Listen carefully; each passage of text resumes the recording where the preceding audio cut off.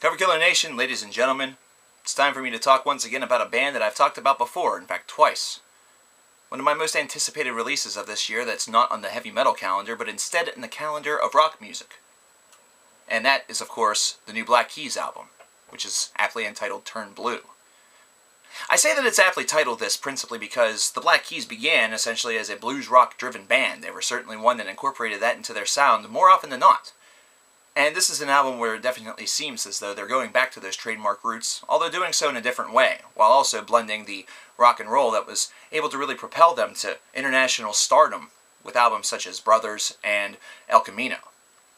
The very first track on this album is certainly indicative of this, Weight of Love, which spans almost 7 minutes, and you could almost call this Black Keys go Pink Floyd to make Black Floyd or Pink Keys, which is just strange, I understand.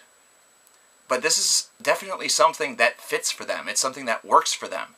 The song that it immediately reminds me of from Floyd is Speak to Me / Breathe off of Dark Side of the Moon. And you remember how immediate that song really caused an impact to fans of the genre and to Pink Floyd fans, period. It's something that caused the album itself to be one of the most successful albums of all time. Now, am I stating that the Black Keys are going to have a similar fate based around Weight of Love? No. However, it wouldn't necessarily be a bad thing if that were to happen to be the case. But this definitely is a song that makes it feel like this album and this band has finally arrived. Something where Brothers and El Camino certainly signaled almost, John the Baptist did their arrival, saying that here's a band that really has had it going on for a while, but you've never really known about them. And it's just taken, a little bit of a breakout single here or there in order for them to become a huge force.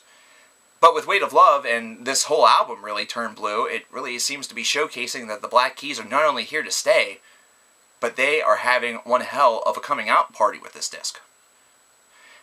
Now Fever, the very first single off of this, track number 4, is one that definitely seems to be a little bit more simplistic by comparison to some of their other tracks.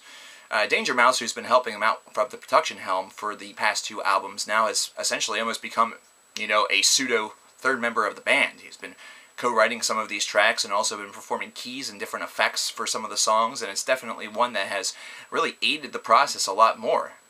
Really, you could almost call him the third brother that was on Brothers, either that or the third occupant of the El Camino. But this is certainly something that has aided the songwriting process, and I think has made it where whenever they have laid these songs out and decided to, put the tape to them, it has made it a lot easier of a process. Mentally, they seem to all be on the same page and clicking on all cylinders. Though with Fever, I definitely feel that it's a bit of a simplistic idea, something that only works in small doses, but at the same time, whenever you listen to the whole body, it's definitely enough of a rockin' track that you're going to enjoy it. For me, Turn Blue is the strongest of the first 2 singles, principally because it has more of a psychedelic, laid-back effect. Sure, the lyrics may seem a little bit cheesy, but who cares? Listen to that awesome, awesome riff that they have going on in the background. Something that just kind of lets you go. And whenever you examine the album cover, you think about staring into that and watching it move over and over and over again in circular patterns until finally you just kind of doze out of existence for a bit. Now do that while listening to this song, and damn, that experience certainly turns slightly psychedelic. As you listen to this album, the one thing that you're going to be noting is that there's certainly a shitload of diversity on it. This is not something that's nearly as direct as the last 2 albums have been, and certainly something that has expanded the horizons of this band even further, definitely driving home the blues aspect a little bit more. Almost as if saying that, with Brothers, how they had, this is an album by the Black Keys, the name of the album is Brothers. It's almost like this album is just flatly stating out, this is the album where the Black Keys turn blue. Think about some of the different allegories that you could put with that. Black and blue? Maybe. But turn blue. Turn to the blues. Turn more to the blues. Revert back to the blues? No, just turn blue. This is a great album, and this album is able to achieve this in a couple of principal ways. For one, the flow on this album is magnificent. This is certainly one that is going to keep you guessing, and is definitely going to have enough of a differentiation factor in order to really keep your enjoyment level up. This is not one that's going to fade into obscurity, or you're going to really want to do something else while some of the lesser-known songs, such as Bullet in the Brain or Waiting on Words, are playing, for example. But at the same time, it's also able to achieve this in the way in which it is really crafted with the whole same idea that you could see as established with songs and, or should I say with the album Dark Side of the Moon by Pink Floyd. The diversity is there, the level is there, the kind of psychedelic wilderness is being scavenged a little bit, while at the same time not totally relying on that in order to really drive the point home. Instead, it's something that functions as a nice little backbone that goes along with the blues rock that has been harbored within and has been differentiated through the differences of the tracks in order to create a nice, neat little whole, kind of a kaleidoscope version of what the Black Keys' career has really been all about. You kind of get signals from both portions of their career. The first part, whenever nobody really knew much about them outside of the independent circles and people from the Ohio area, to the side of them that is known by everybody and kind of internationally loved. That combination actually makes for a tremendous experience, something that's going to reward everybody involved. And if anything, it's going to cause perhaps the newer fans to want to dive into their older work and really hear what that has to offer. And believe me, it has a ton to offer. There's a lot out there that you can really, really indulge and just absolutely love. Albums such as, Rubber Factory really come to mind for me. This is an album that also is going to mark a transformation point for the Black Keys. It's going to really determine also on how individuals react to this.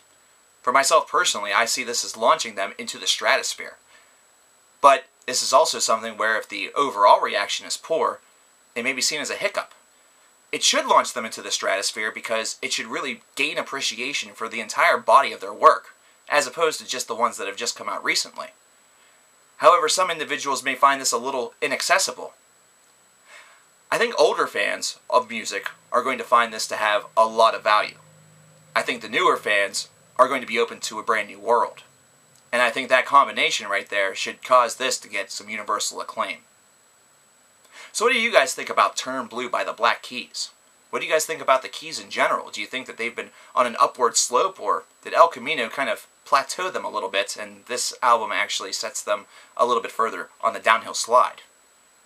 What are your initial thoughts about the singles, Fever and Turn Blue? What about The Way to Love? Do you think that a 7-minute long song belongs on the very first track of the album? Because after listening to it, I sure as hell do. Let me know in the comments below. Overall, I would give this album a very strong score, a 9 out of 10. This is definitely a contender for Album of the Year and the alternative/pop persuasion. So we're probably going to see this album again come December. What about for you?